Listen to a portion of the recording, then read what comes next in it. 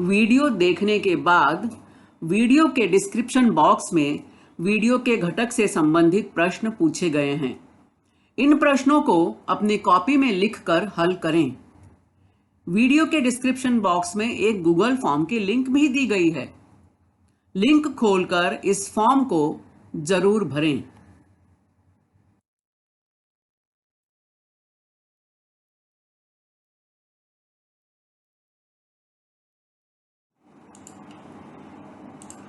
अभी जिस लिंक के बारे में मैंने बात की वह लिंक यहाँ दी गई है।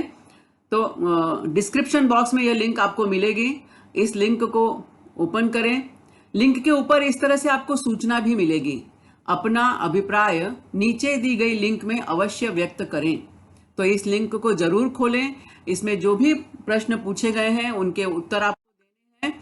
बहुत ही सरल और सामान्य प्रश्न है, इसलिए आप सभी से विनम्र निवेदन है कि इस लिंक को जरूर जरूर खोलें और इसे भरें।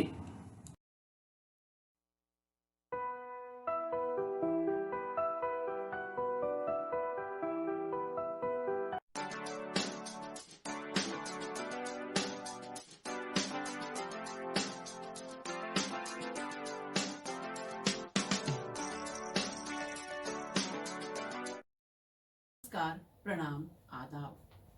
वर्चुअल क्लास स्टूडियो में आप सभी का हार्दिक स्वागत। कोविड-19 के प्रादुर्भाव की वजह से विद्यार्थियों का प्रत्यक्ष शाला में जाकर शिक्षा लेना मुश्किल होते जा रहा है और इस कठिन घड़ी में बृहन्मुंबई महानगर पालिका शिक्षण विभाग ने विद्यार्थियों के लिए एक सराहनीय प्रयास किया और इस चैनल की शुरुआत की।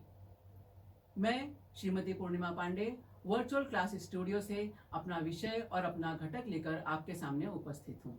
तो चलें अपने विषय की ओर। कक्षा 7वीं के भूगोल विषय के सत्र में आप सादर आमंत्रित हैं। पाठ 5 हवाएं। हवाएं के अंतर्गत ये दूसरा वीडियो है।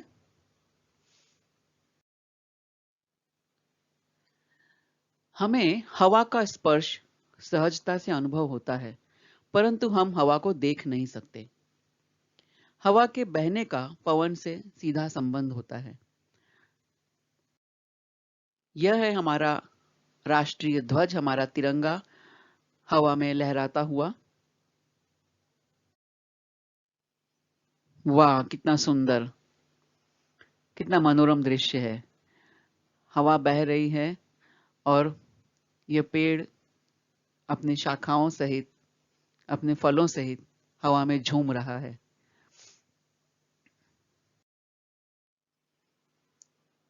बहती हुई हवा को पवन कहते हैं। ये हमने इसके पिछले हिस्से में, पिछले वीडियो में हमने ये सब बात जानी। आज हम जानेंगे हवाओं के प्रकार के बारे में।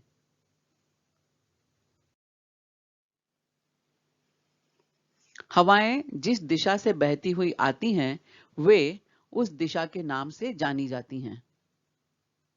जैसे पूर्वा हवाएं या पूर्वी हवाएं, पूर्व दिशा की ओर से आने वाली हवाएं। पछुआ या पश्चिमी हवाएं, पश्चिम दिशा की ओर से आने वाली हवाएं। हवाओं के प्रकार किन आधारों पर बनते हैं? सबसे पहला आधार है हवाओं के बहने की दिशा, कालावधि, हवा की स्थिति और हवा द्वारा व्याप्त प्रदेश। इन मुद्दों पर हवाओं के प्रकार बनते हैं।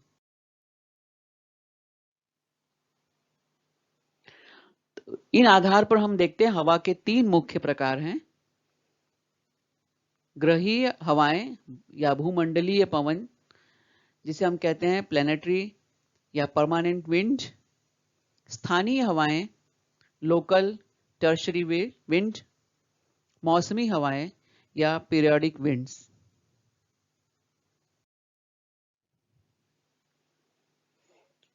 पवन क्या है?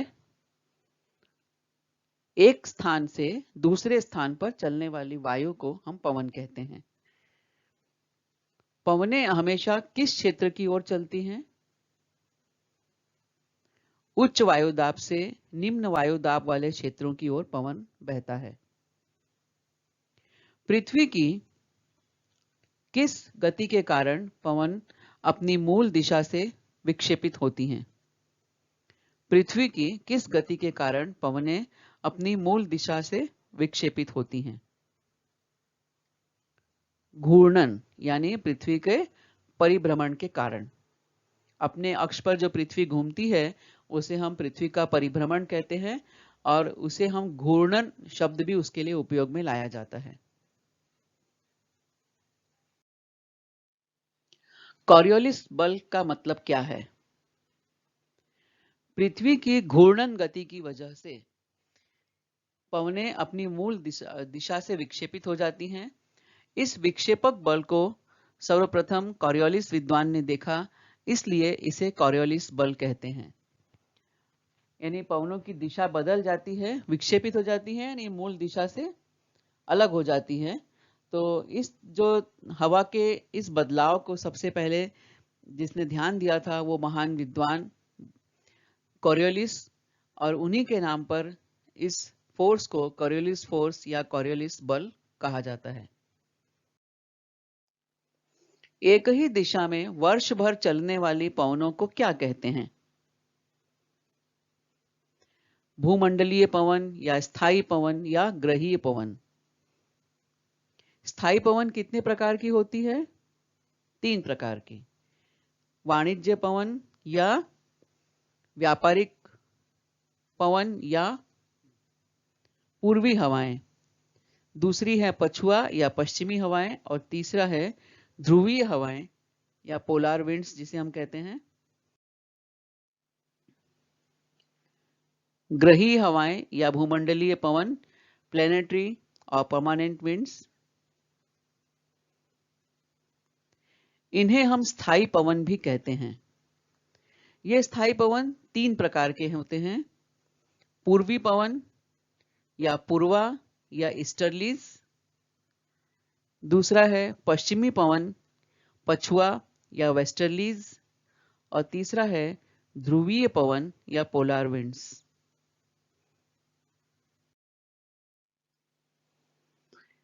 ध्रुवीय पवन जैसा कि नाम से ही है, ध्रुवीय प्रदेशों में बहने वाला पवन, पश्चिमी पवन या वेस्टर्लीज, और पूर्वी पवन या पूर्वा हवाएं। ये जो ग्रहीय हवाएं हैं या भूमंडलीय पवन जो हैं, ये पृथ्वी के ऊपर अधिक वायुदाब पेटियों की ओर से कम दाब की पेटियों की ओर वर्ष भर नियमित रूप से हवाएं बहती हैं।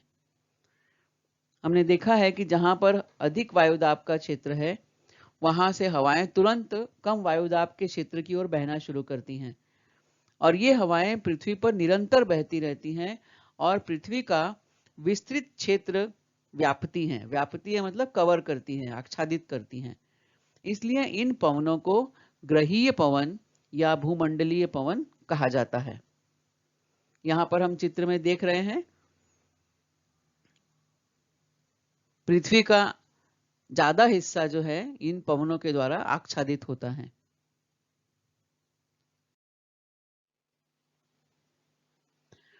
पूर्वाई पवन को व्यापारिक पवन भी कहा जाता है, या पूर्वी हवाएं पूर्वाई या इसे व्यापारिक पवन भी कहते हैं।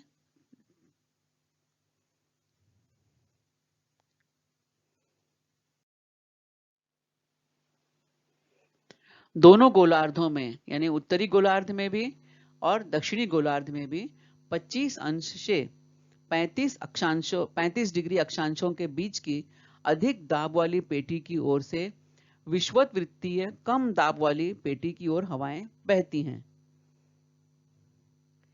पृथ्वी के परिभ्रमण का इन हवाओं पर प्रभाव पड़ता है और इससे उनकी मूल दिशा में परिवर्तन आता है। उत्तरी गोलार्ध में ये हवाएं पूर्वोत्तर से दक्षिण पश्चिम की ओर तथा दक्षिणी गोलार्ध में दक्षिण पूर्व से पश्चिमोत्तर दिशा में बहती हैं। ये दोनों हवाएं विषुवत रेखा के निकट शांत वायु पेटी के समीप आकर एक दूसरे से मिल जाती हैं। इन हवाओं को पूर्वी हवाएं कहते हैं, या पूर्वा हवाएं कहते हैं।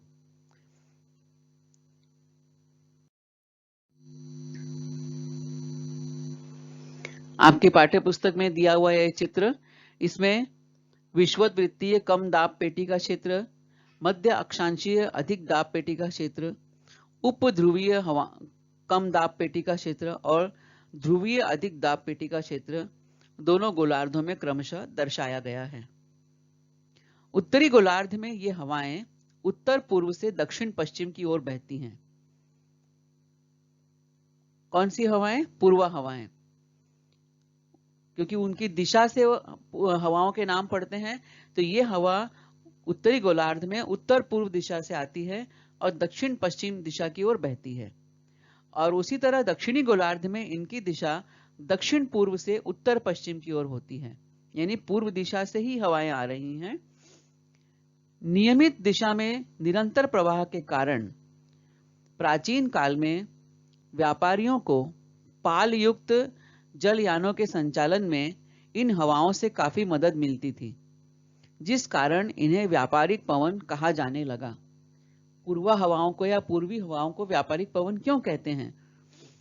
क्योंकि जब आज की जैसी टेक्नोलॉजी जब डेवलप नहीं थी, इतना तकनीकी विकास नहीं हुआ था, इतने बड़े बड़े इंजन से चलने वाले जहाज नहीं थे, तब बड़ी बड़ी नौकाएं होती थी, जहाज होते थे, लेकिन वो पाल से चलते थे। पाल आपने देखा होगा, कई बार आपने चित्र में देखा होगा कि वो बड़े बड़े पर्दे कपड़े के लगे रहते हैं और वो हवा के द्वारा उस नाव की दिशा को निर्धारण उसका होता है।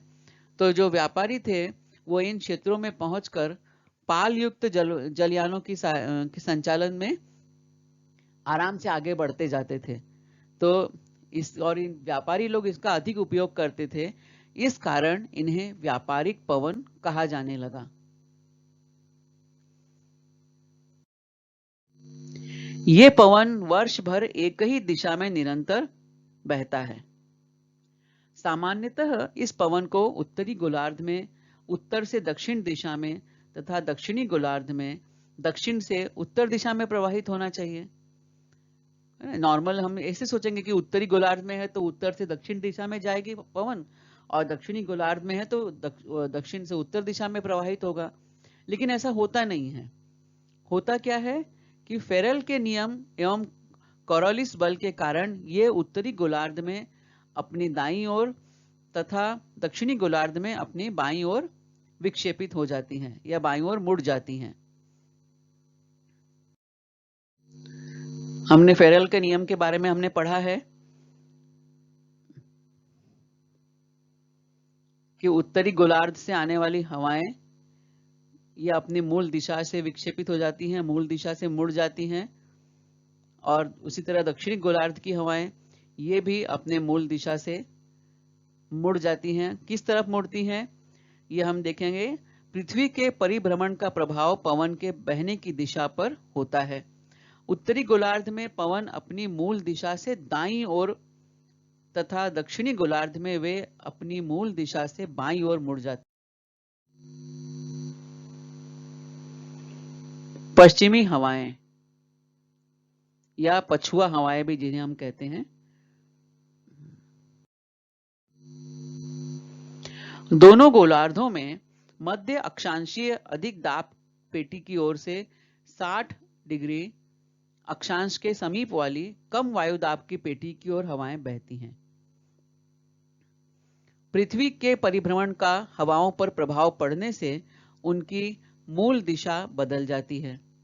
दक्षिणी गोलार्ध में ये हवाएं पश्चिमोत्तर से दक्षिण पूर्व की ओर तथा उत्तरी गोलार्ध में दक्षिण पश्चिम से पूर्वोत्तर की ओर बहती हैं। इन हवाओं को पश्चिमी हवाएं या पछुआ हवाएं कहते हैं। तो जब भी हम पछुआ कहा या पश्चिमी हवा कहा तो इसका मतलब है कि ये पश्चिम दिशा से ही हवा बह रही है। पूर्वा हवा कहा तो ये पूर्व की दिशा से बह रही है। ठीक है, तो ये दिशाओं के आधार पर ही हवा का नाम भी पड़ता है।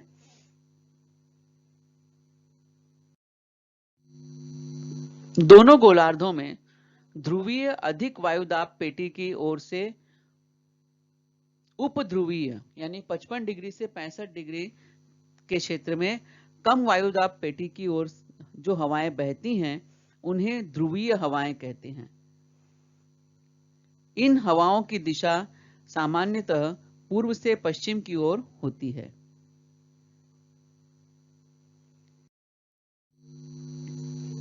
यहाँ पर इस चित्र में हम देख रहे हैं 3 अलग अलग रंगों से हवाओं के प्रकार दर्शाए गए हैं। सबसे पहले ऊपर हम देख रहे हैं पूर्वा हवाएं, उसके बाद है पछुआ हवाएं और बाद में है ट्रेड विंड्स या व्यापारिक पवनें।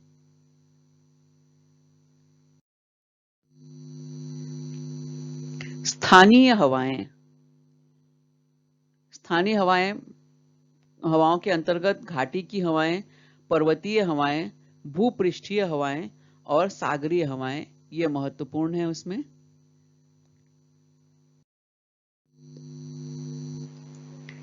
सबसे पहले हम देखेंगे घाटी की हवाएं क्या हैं, इनकी क्या विशेषताएं हैं। सबसे पहली विशेषता, घाटी की हवाएं सूर्योदय के बाद बहती हैं।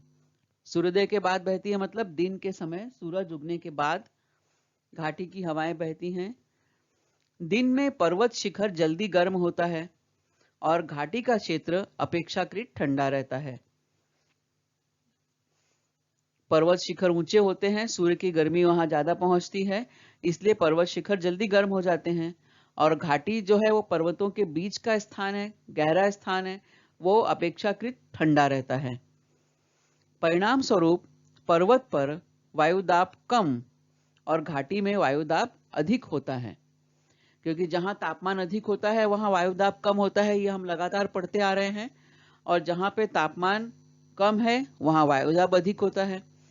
तो जब पर्वत शिखर जल्दी गर्म होता है मतलब वहां तापमान ज्यादा रहता है, तो वायुदाब कम हो जाता है। और घाटी क्षेत्र में तापमान कम होता है तो वायुदाब अधिक होता है। और इसका परिणाम क्या होता है कि दिन के समय घाटी की ओर से पर्वत की ओर ठंडी हवाएं बहती हैं। पर्वत की गर्म हवा हल्की होने के कारण ऊपर की ओर उठ जाती है। इस प्रकार घाटी की हवाओं का निर्माण होता है। इस चित्र में हम देखेंगे वी शेप वैली हमें दिखाई दे रही है। ये जो चित्र आप देख रहे हैं ये भंडारदरा, नासिक के पास भंडारदरा स्थान है। तो ये भंडारदरा की तस्वीरें हैं। 2 साल पहले यहाँ पर हम बारिश के मौसम में हम लोग यहाँ गए थे और तभी ये तस्वीर लेने का मौका मिला था। तो यहाँ वी शेप वैली हम देख रहे हैं।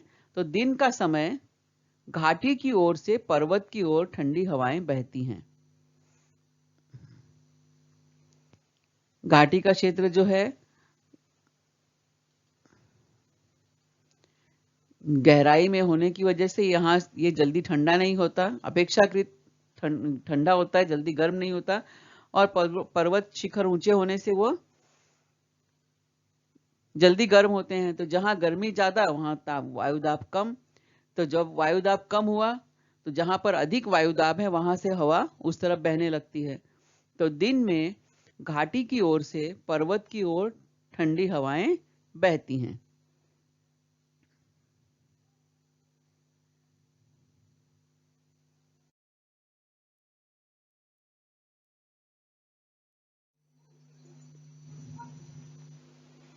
पर्वतीय हवाएं। अभी हमने घाटी की हवा देखी थी, अब हम देखेंगे पर्वतीय हवाएं। ये कैसी होती हैं? पर्वतीय हवाओं की क्या विशेषताएं हैं वो हम देखते हैं। रात में पर्वतों के शिखर जल्दी ठंडे हो जाते हैं। घाटी अपेक्षाकृत गर्म रहती है। पर्वत पर हवा का दबाव अधिक होता है। तो पर्वत की ओर से घाटी की ओर ठंडी हवाएं बहती हैं। क्योंकि जहां तापमान कम है, शिखर जल्दी ठंडे हो गए मतलब वहां तापमान कम है। तापमान कम है मतलब वायुदाब अधिक है। और घाटी का जो क्षेत्र है वो थोड़ा सा अपेक्षाकृत गर्म रहता है। तो जहां गर्मी है वहां वायुदाब कम है। तो पर्वत पर हवा का दबाव अधिक है और घाटी की ओर हवा का दबाव कम है। तो इसका परिणाम क्या होता है? इसका परिणाम होता है कि पर्वत की ओर से घाटी की तरफ ठंडी हवाएं बहती हैं। और ठंडी हवाएं तेज गति से घाटी की ओर नीचे आती हैं। फलस्वरूप घाटी की भीतर वाली गर्म और हल्की हवा ऊपर की तरफ धकेली जाती है। ये पर्वतीय हवाएं सूर्यास्त के बाद बहती हैं, सूरज डूबने के बाद शाम को, रात को बहती हैं। इस चित्र में हम देख रहे हैं भंडारदरा की घाटी है, ये रात का दृश्य है, इसलिए पेड़ों के जो हरियाली है, पहाड़ों की हरियाली हमें दिखाई नहीं दे रही है, वो हमें काली दिख रही है। और ये पर्वत की तरफ से घाटी की ओर ठंडी हवाएं बहने का एक दृश्य।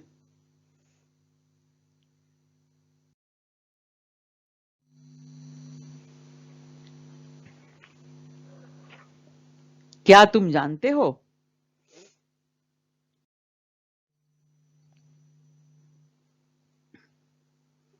विषुववृत्तीय शांत पेटी या डोल्ड्रम्स? ये डोल्ड्रम्स क्या है या विषुववृत्तीय शांत पेटी किसे कहते हैं? विषुवत रेखा के उत्तर और दक्षिण में लगभग 5 डिग्री अक्षांश तक वर्ष के अधिकांश समय हवा शांत रहती है, अतः वहां हवाएं बहती नहीं हैं। फलतः इस पेटी को विषुववृत्तीय शांत पेटी अथवा डोल्ड्रम्स कहते हैं। आप देख रहे हैं इस चित्र में, ये 0 अक्षांश से 5 अक्षांश उत्तर में और 0 अक्षांश से 5 अक्षांश दक्षिण में, ये जो पूरा क्षेत्र है, यहां पर साल भर हवाएं शांत रहती हैं अधिकांश रूप में। जब शांत है, यहाँ हवा बहती नहीं है ज्यादा, तो इस पेटी को हम विषुववृत्तीय शांत पेटी या डोल्ड्रम्स कहते हैं।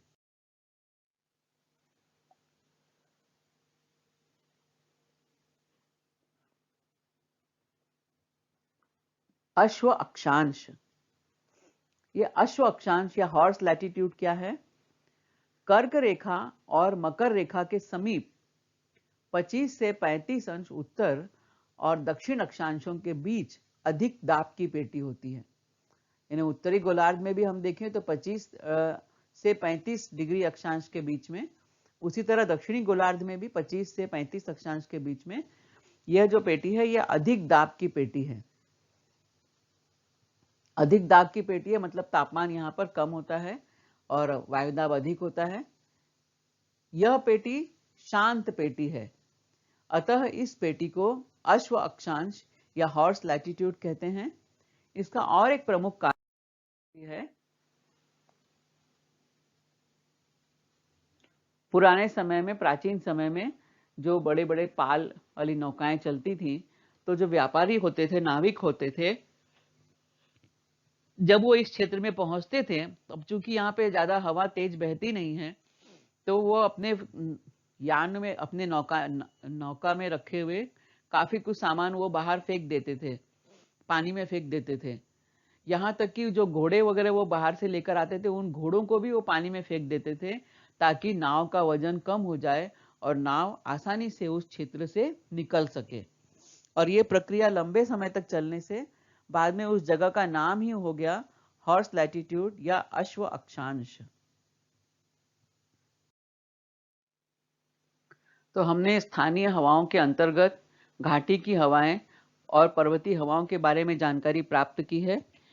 भूपृष्ठीय हवाएं और सागरीय हवाओं के बारे में हम जानकारी प्राप्त करेंगे अपने अगले वीडियो में, तो अगला वीडियो देखना न भूलें। आप सभी ने इस वीडियो को देखा, सुना और समझा। मुझे पूरा विश्वास है कि यह आपको पसंद आया। तो इस विषय को, इस घटक को अधिकाधिक समझने के लिए इस वीडियो को बार बार देखें। यदि आपको यह वीडियो पसंद आया है तो इसे लाइक करें, अपने दोस्तों के साथ शेयर करें और इस चैनल को सब्सक्राइब करें। मैं मिलूंगी आपसे अपने अगले वीडियो में किसी नए विषय के साथ, एक नए घटक के साथ। तब तक धन्यवाद।